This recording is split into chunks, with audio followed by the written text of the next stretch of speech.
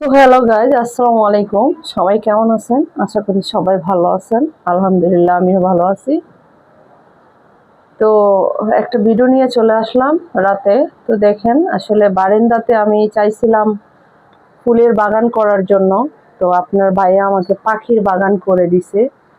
এই যে আমার পাখিগুলা দেখেন কি সুন্দর করে বসে আছে, ওরা দেখতেছে আমি কি করতেছি। এই যে দুইটা, এখানে দুইটা। তো যাই হোক, আমার পুষিও আছে ওদের মাঝে। এই যে পুষি, ও আমার ভালোবাসার পুষি। দেখেন, পুষিও আছে, পুষি ওদেরকে দেখতেছে ওদের কিছু হয় কিনা।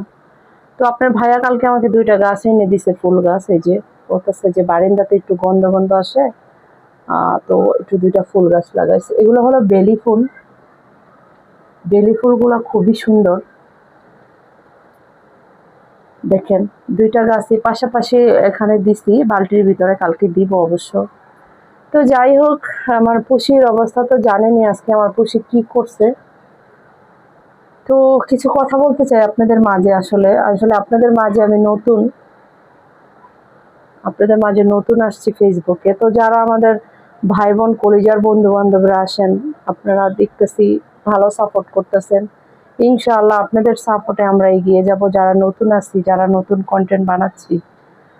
তো আমার মতে আমরা ভালো কিছু দিতে চাই, যেটা দিলে নাকি আমরা ভালো কিছু দেখতে পারবো বা ভালো কিছু করতে পারবো। তো ইদানিং আমি দেখতেছি যে আহ, আসলে অশ্লীল ভিডিও বেশি ভাইরাল হচ্ছে।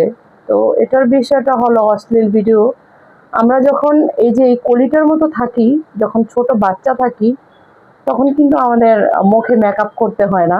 আমরা অলরেডি এত সুন্দর থাকি, মানে একটা হিজাব পরলে আমাদের অনেক কিউটের ডিব্বা লাগে।